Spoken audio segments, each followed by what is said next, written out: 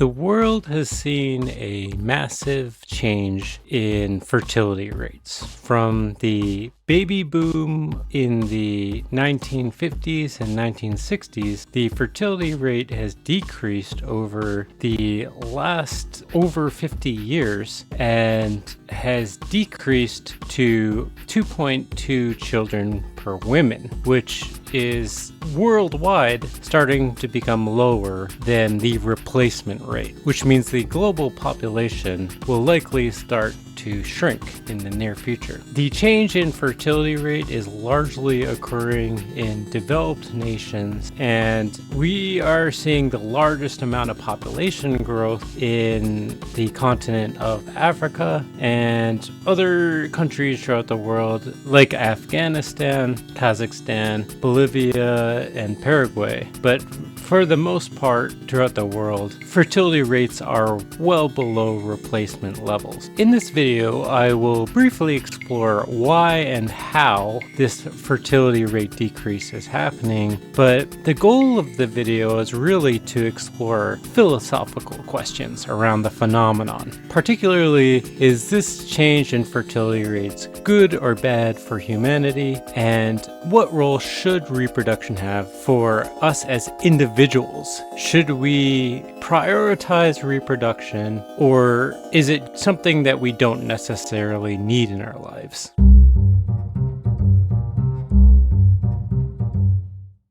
I will explore this topic, as usual, through the survivalist philosophical lens. And this philosophy has two elements to it. One is the descriptive side of the philosophy that just describes a world in which people are largely just a product of evolution. And the primary mechanism for genetic survival is reproduction. And procreation is probably the most lasting legacy that we can have, whether good or bad. I have another video where I talk about skepticism, and in reality, as a skeptic, I believe that there probably isn't any objective meaning in life, and that in reality, through the scientific lens, procreation is probably the closest thing we have towards meaning in life. We will, through the evolutionary lens, have a genetic legacy as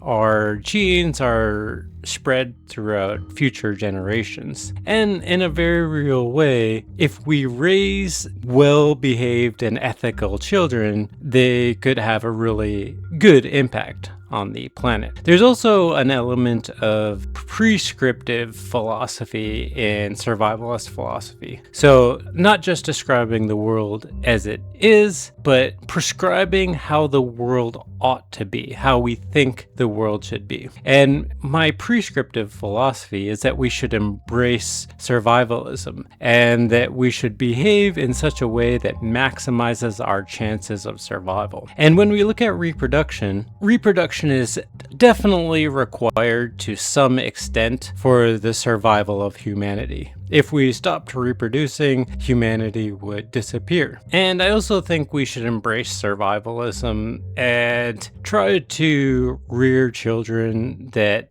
do have a good impact on the planet. And I think the process of raising children can provide a lot of meaning in our lives. But on the other hand, I also believe that our natural systems are under enormous stress. Humanity is putting enormous pressure on the planet and consuming our natural resources so that we're seeing unsustainable levels of deforestation, soil erosion, and fisheries, just to give you a few examples. We're also seeing unsustainable levels of pollution, whether that is carbon pollution contributing to climate change or pollution of plastics and garbage in landfills. And there are a few ways in which we can address this imbalance. One way to address the imbalance is to reduce our waste and reduce consumption. Another way that we can address this imbalance is by reducing the population. Some people argue that the world is not overpopulated and that this is strictly a problem of waste and overconsumption. consumption, but as a pragmatist, I would argue that in reality, humans are actually having this impact, and in reality, reducing the population therefore would have a positive impact on the planet, all other things being equal. But this is a large topic and definitely merits an entire video on the topic of population control.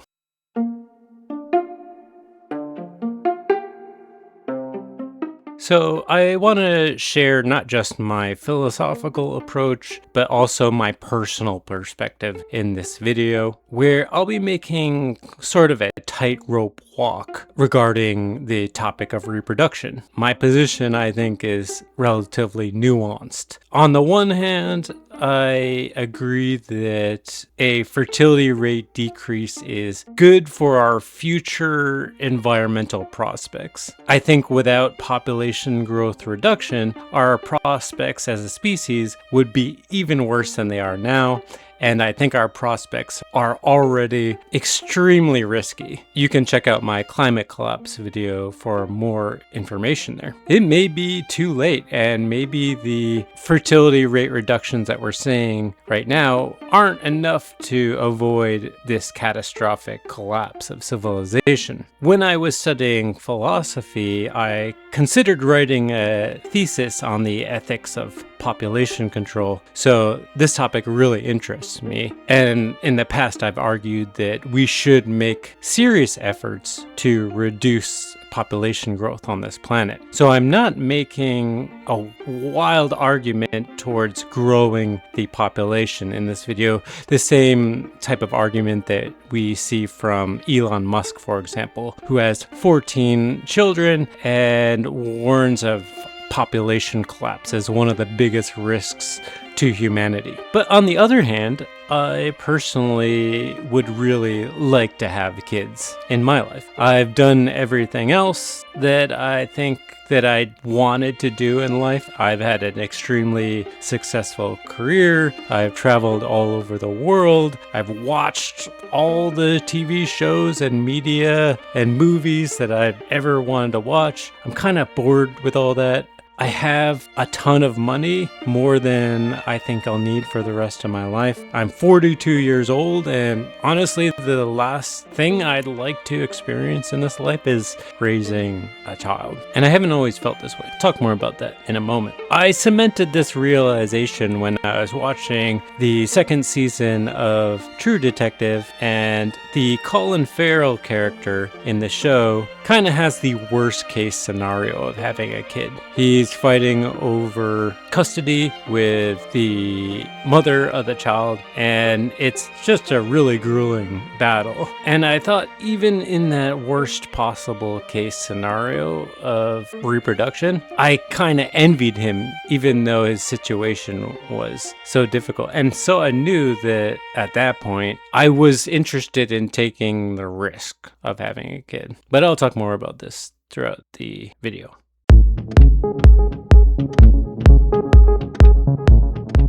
So behind the statistics of fertility rate dropping is a twofold possibility. One possibility is that people who do have children are having less children, which contributes to the fertility rate decrease over time. But behind those statistics as well, there are a significant amount of people who are having absolutely no child at all. And if you look at the percentage of childless women in the United States in 2022 by age, for example, you can get a sense of how often this occurs. And in the statistics, it says 17.7% of women between 40 and 44 years old have never had a child their entire life. And the assumption is that a similar proportion of men in that age range also never had children. So it's a significant amount of the population. And the philosophical question that I'd like to explore in this video is just what that experience is like, and whether it's an experience that is something we should strive for or something we should avoid. Before we continue, this is a friendly reminder to like, comment, subscribe to the channel, and in the description of each video, you'll find a link to my Patreon, where you can watch music-free versions of the videos and donate to the channel.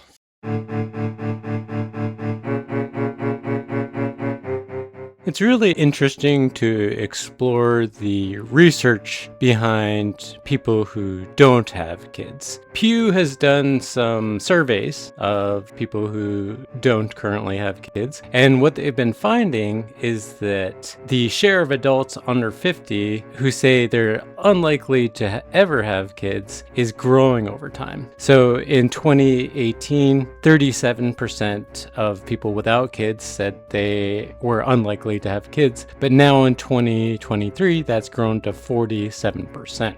And it's also interesting to explore the reasons why they're saying they are unlikely to have kids. And I'll be focusing on adults ages 18 to 49 here. 44% said they want to focus on other things. 38% say they have concerns about the state of the world. 36% say they can't or couldn't afford to raise a child. 26% say they have concerns about the environment. And 24% say they haven't found or didn't find the right partner. They also asked participants under the age of 50 what they think the advantages of not having children are, and some of the advantages they listed is having time for hobbies and interests at 80%, affording things that they want at 79%, saving for the future at 75%, being successful in their job or career at 61%, or having an active social life at 58%. So some of the benefits that they mentioned of not having children.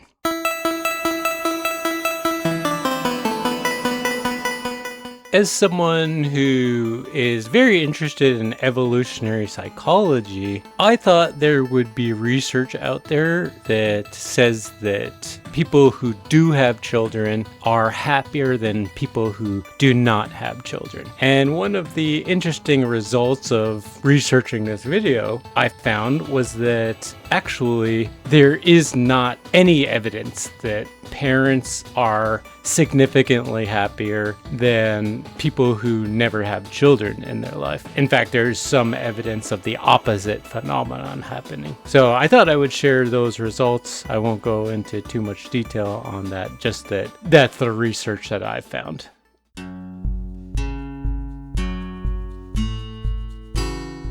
Now is a good time to explore the question of where does the desire to procreate arise in humans? And I've seen some people frame pro-natalist ideas as the result of social pressure, so artificial pressure. And I've heard quite a few people claim that the desire to procreate is just a product of the patriarchy. As someone who is interested in wanting to have kids and advertising that on dating apps, and when I meet people, I was told by one person that wanting to have kids or communicating that priority might seem as overly controlling by a lot of women. So one way to look at the desire to have children as just a social pressure that is a product of patriarchal values in society. But I think it's interesting if you frame the debate differently, as a conflict between individualistic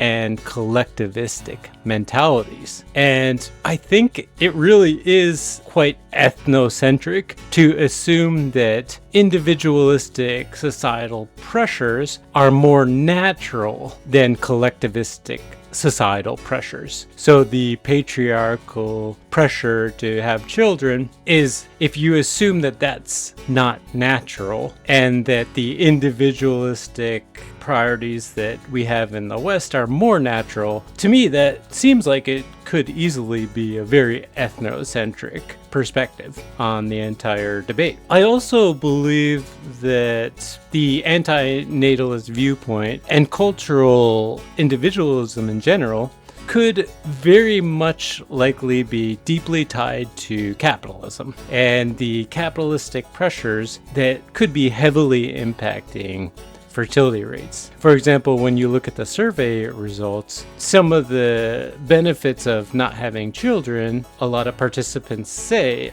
are having more time for hobbies and interests, where, in America, people work really long hours and don't really have long vacation time. They also talk about actually affording things that they want, saving for the future, and career success. All priorities, you could argue, that are largely driven by capitalism. And I think a lot of the same people who argue that the desire to reproduce is just a artificial consequence of the patriarchy probably agree that capitalism creates all sorts of unnatural societal beliefs and values. And think about how backwards is it that we are compromising the reproduction of life itself for superficial products and something as imaginary as money. Or if people are saying that they'd rather not have kids to afford things they want. What if, for example, the thing that they want is a really expensive luxury vehicle or a luxury watch? How backwards is that? How artificial does that seem, and contrary to life itself? And I'm saying this as someone who has very much lived the American dream, as I've explained in my ethical investing video. Reproduction is something that is central to the theory of evolution and ingrained in the psychology of all life on Earth. Most people wouldn't disagree with that. Most people don't disagree if we say that reproduction is a natural instinct in every other animal except for humans. So I talked about anthropocentrism in my anthropocentrism video, but this seems like another anthropocentric argument to say that humans are the only species on the planet who don't have a natural drive towards reproduction. Of course, some individuals might not, but for the vast majority of people, I'm arguing they probably do have a very natural instinct to procreate. So when people say that the desire to have children or a family is artificially created by the patriarchy, to me, this seems like a huge distortion of the truth.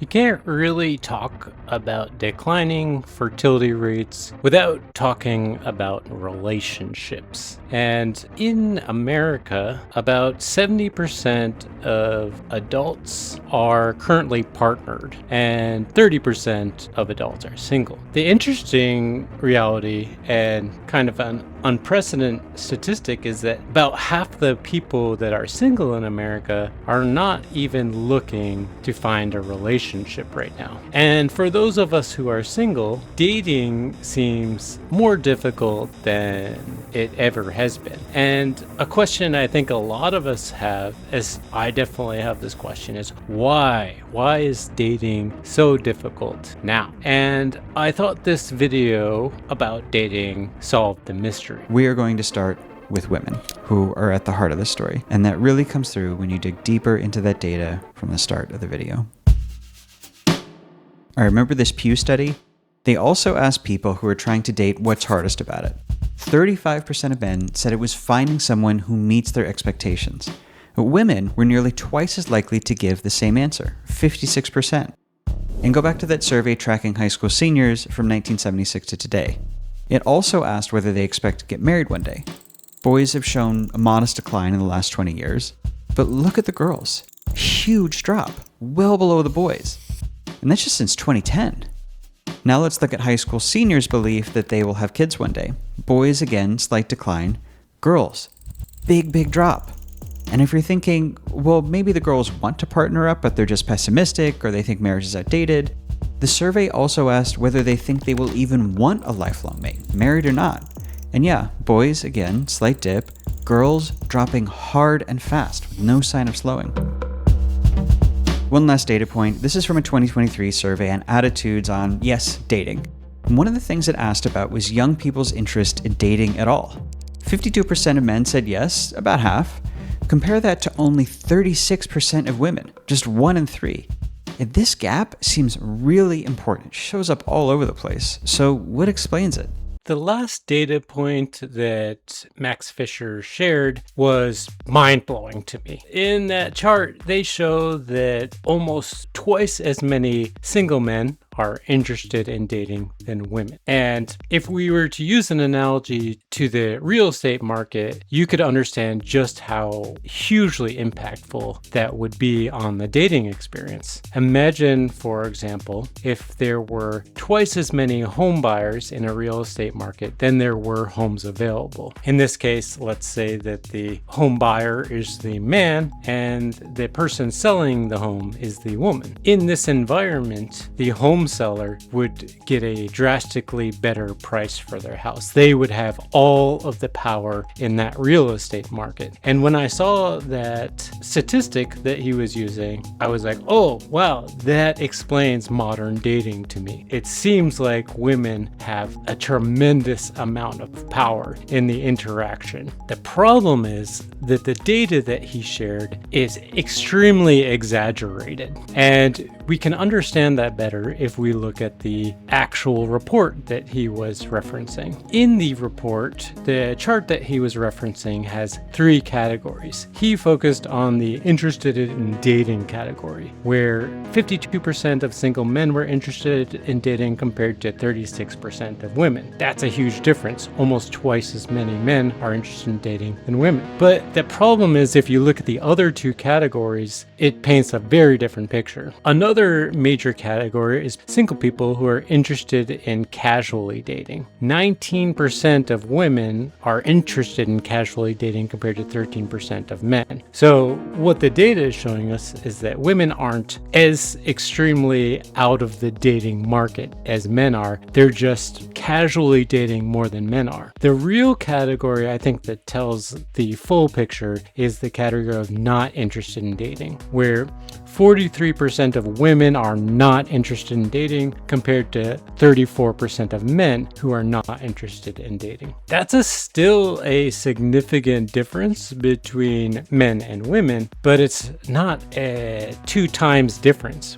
It's not the case that twice as many men are interested in dating as women. That would be a lot more extreme than what Max Fisher was making the argument for. And it is interesting to me that Max Fisher would do such a terrible job communicating the data, especially because he is a New York Times journalist who I have a lot of respect for the New York Times and would not expect someone who works for the New York Times to mislead the population. What I think he was doing, and this is my assumption, is that he was just trying to make a more enticing YouTube video. The data that he shared is more dramatic than what the data actually is. But that's really sad. I think it's just a really good reminder that we have to be very careful who we get our information from nowadays. And if we look at the Pew Research, we can see that it validates the less extreme picture of dating disparities than the picture that Max Fisher was painting. So, for example, in the Pew data, in general, 50% of all single adults are not looking at dating right now, which is a large percentage. And if you just look at the data between men and women, it does paint the more extreme picture that Max Fisher communicated. 30% of men are not looking to date, but 62% of women are not looking to date. Big difference. But if we're mostly interested in people who are of the age of possibly having children, the story is very different. So if we look at people who are 40 and above, there is a huge disparity. But people 40 and above are largely unable to have children at this point. So 71% of women in this age group have left the dating market versus 42% of men who have left the dating market. That is a huge difference. But if you focus on people between the ages of 18 and 39, people who are likely to reproduce, the difference is not nearly as severe. 33% of men are out of the dating market, compared with 39% of women are out of the dating market, which is a similar proportional difference as we saw in the data from American Survey Center. It's not as severe.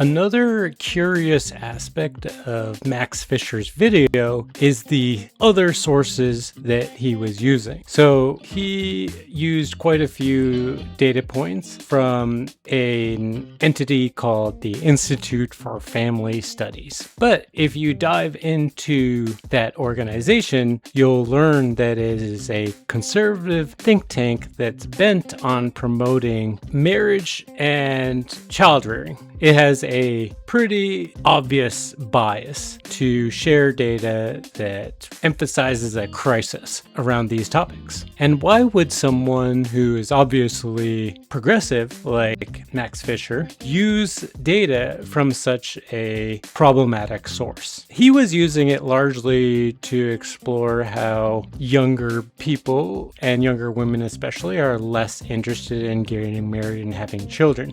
We can validate this with Pew data, and Pew Research is a much more respected source on this type of data, and we can see that girls are much less interested in getting married according to this study, and that men are a little bit more likely to say that they want children than women nowadays. 57% versus 45%. So you can kind of validate some of the points that he was making. It's just really a red flag that he would even use data from the Institute for Family Studies. I really had trouble trusting anything else he said in the video because of some of these research red flags that I caught when I tried to validate the information that he was sharing.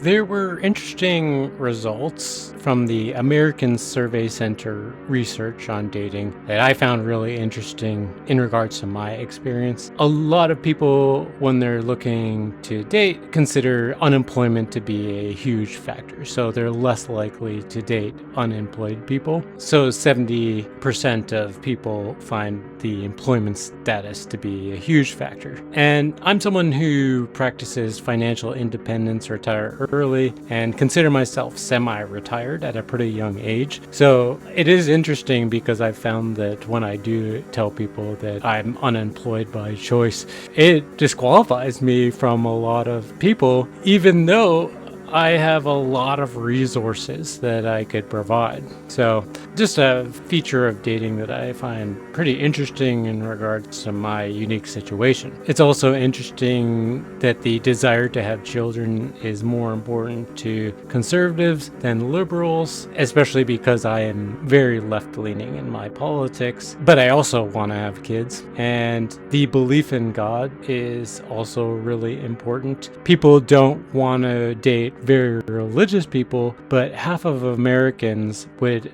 not want to date someone who doesn't believe in God. I'm agnostic, so that was interesting to me. I didn't realize that there was such a strong preference there.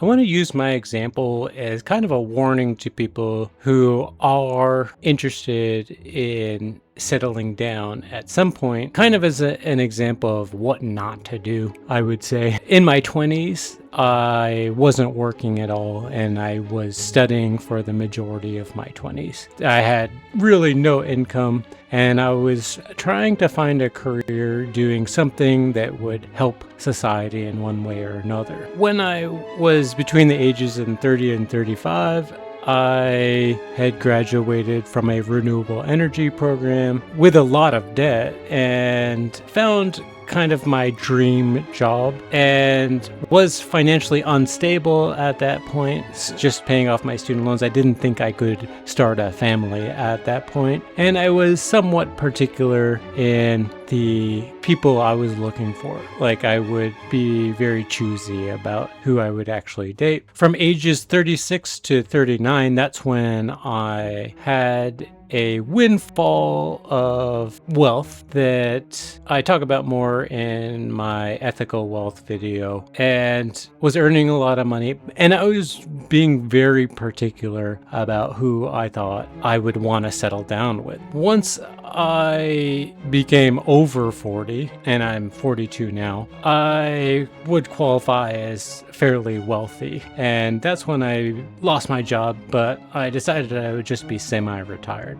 At this point, I started to realize that I was getting old and started feeling the pressure that if I really wanted to have kids, I would need to find a way to be more pragmatic. And I was willing to compromise more in my relationships and really prioritize trying to find someone who's interested in having a kid and not waste my time with other people. And generally in my dating experience, I think I have a typical millennial attitude towards relationships. I think I want kind of instant gratification. I didn't really want to work for a relationship to be successful, and I thought everything needs to be perfect in my partner. I probably had unrealistic expectations over the type of partner I would find, and I think I was really unwilling to compromise on certain things in relationships, and for the majority of my dating life, I would say I was bad at communication. I also kind of had unique long-term visions of where I wanted to go. One thing I'll talk about quite a bit on this channel is I'm interested in building a homestead that would be able to survive a societal collapse, which makes more sense if you watch my climate collapse video, because I do believe there is a significant probability of societal collapse. And I think my attitudes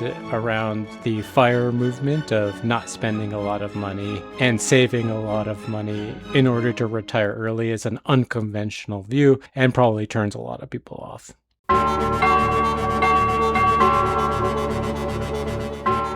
And since this is a video about reproduction, really, I think it is important to consider the very real biological clock that really does pressure us to settle down by a certain age if we really do want to have children. There are plenty of studies that look at the ability to conceive after 1 year of trying in a relationship. And for women, this probability of conceiving decreases significantly each year until the age of 40. And after 40, it's very difficult to have children and drops to nearly zero by the age of 45. There has been much less research on fertility for men, but generally from the research that I looked into, it decreases slightly throughout the lifespan of a man, but men can have children much later into life than women can. However, as men do get older, there is an increase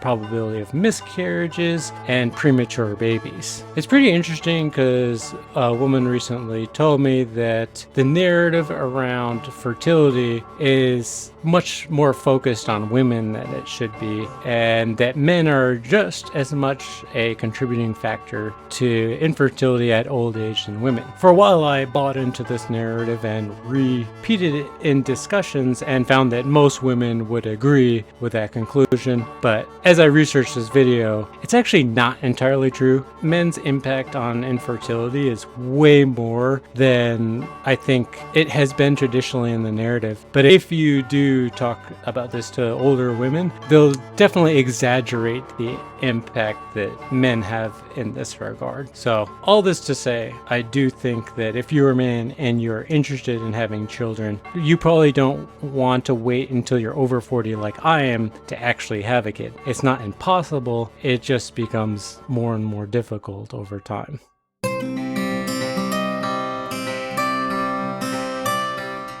So to wrap up, the conclusion that I'd like to emphasize in this video that is to start with that I think it's good for the planet if fertility rates continue to decline. So for people who are uninterested in having children, all the power to you. From my perspective, I'd rather you don't have kids and contribute to overpopulation. And I'd like to thank people for making that choice, if that's the choice that they truly believe in and truly want to make. And if we do decide to have kids, I really think it's more ethical if we do not have an excessive amount of children. I'm not arguing that we should be like Elon Musk and have 14 kids. However, I'd like to also emphasize that I regret my rationale behind relationship and kids so far. I thought I needed to save enough money before having a kid, and I thought I needed the perfect relationship, and now I don't see things as black and white, and maybe this will be helpful to some of the people watching this video. I'd like to emphasize that I think that in reality, relationships and kids take a lot of work.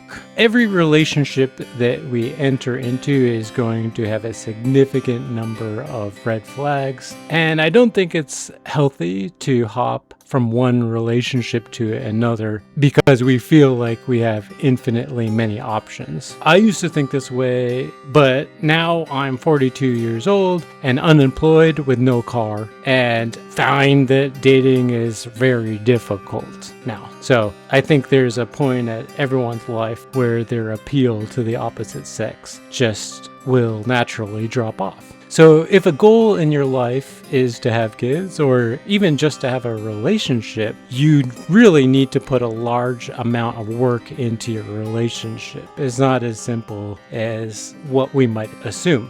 And I think it's also really important to practice gratitude about the partner who you're with. I did an entire video recently about gratitude, and I think this is one of the most important areas in which we need to practice it. You really need to put effort into thinking about your relationship and what you like about the partnership, not just the things that bother you. There's going to be plenty of things that bother you, but what do you really love about the partner that you're with? You have to remind yourself about that consciously, regularly.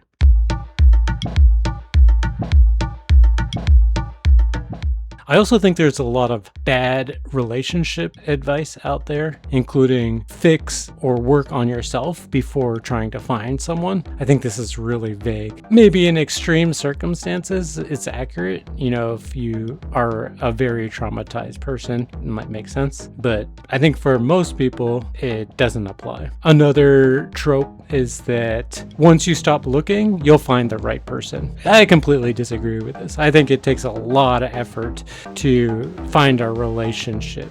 And if people think that you're just gonna luckily fall into one, you might lose years of your life and opportunities that you could have otherwise had. I think it's terrible advice.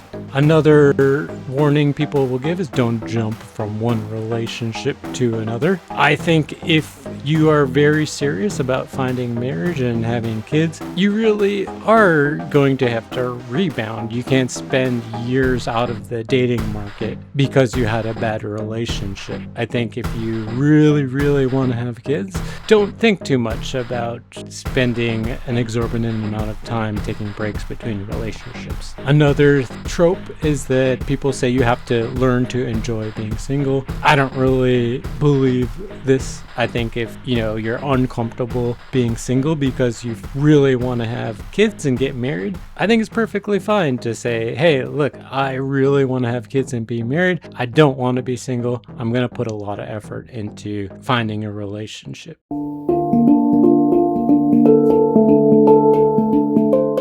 Another general conclusion I think that it's important to keep in mind is that statistics are good to know in regards to dating and relationships and childbearing and everything, but don't assume things about men and women based on these statistics. don't assume things about your partner based on these statistics. You need to communicate with each other and not make assumptions about your partner. So it might be true that most men are dominant and most women are submissive. I think that's a common discussion in relationships and dating, but don't assume that about your partner. Have open conversations about what they prefer. Do they prefer traditional relationship and gender roles, or are they looking for some sort of alternative? Another thing could be said about values around money and having a job. I talked about, yeah, it's true, a lot of people prefer to find someone who has a job, but maybe the person that you're dating also is an advocate of the FIRE lifestyle and would like to retire early. And don't assume you know about men or women's motivations. I think there's a lot of men who have bad motivations, and you might assume that all men are the same, but I think everyone is different. Same thing for women. A lot of women might have certain motivations that you may or may not like, but don't assume that your partner has the same motivations as everyone else. The really important thing here is communication. Have the open conversation. Don't be afraid to talk about any aspect of your relationship.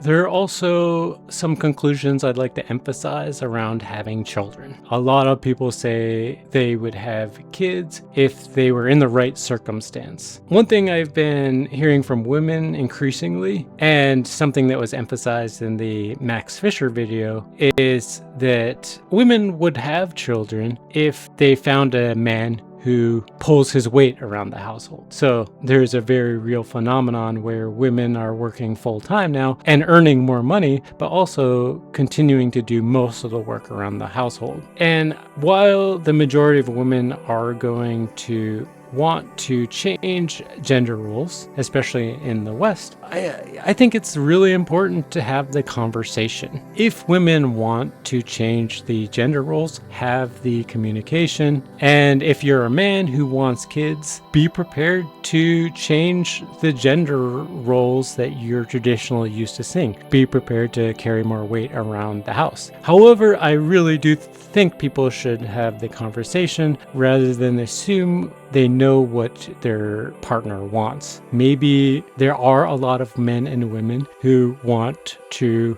perpetuate traditional gender roles, and I really think people should have the conversation. Don't make the assumption. But I would also warn against waiting to find the ideal circumstance to want kids. If you really want kids, be prepared to make sacrifices for that outcome. To me, there's no greater decision in life than having a kid or not having a kid. The impact on your life of having a kid is so severe. I don't understand the perspective that people are on the fence about it. Like, oh, I would do it if I had the right circumstance. And if you really want to have kids, I think there's no shame about being very intentional and being very communicative about wanting to have kids. I think Western society pushes people to have a certain perspective that is more, if the circumstance is right, I would have kids. I think that's their attitude that society perpetuates. But I think it's wrong. Well, to be honest, I think it's very wrong. I think you have to put a lot of effort into finding a situation where your partner also wants to have kids. And I think you need to be very communicative about that priority, if that's what you want. And I would really warn people against waiting for the perfect circumstance for having kids. And I say that as someone who was raised in non-ideal circumstances. My parents had an extremely volatile relationship and had separated when I was very young, and I was raised by a single mother and spent a lot of time in Canadian government housing and on welfare. I know that this environment is really tough for the parents and for the children, but also I don't think it's the end of the world if that's the outcome. My childhood, when we were at our lowest, I did have some of the happiest moments of my life. It's not the end of the world if you end up divorcing and you don't have enough kids to support your children. It's probably easier in Canada than some other countries, but I think if you really want to have kids, you can find a way to support them. So don't wait for what you think are perfect circumstances. Anyway, I hope this video was interesting. I am interested to hear what other people think. Thanks for sticking around until the end, and I'll see you in the next one.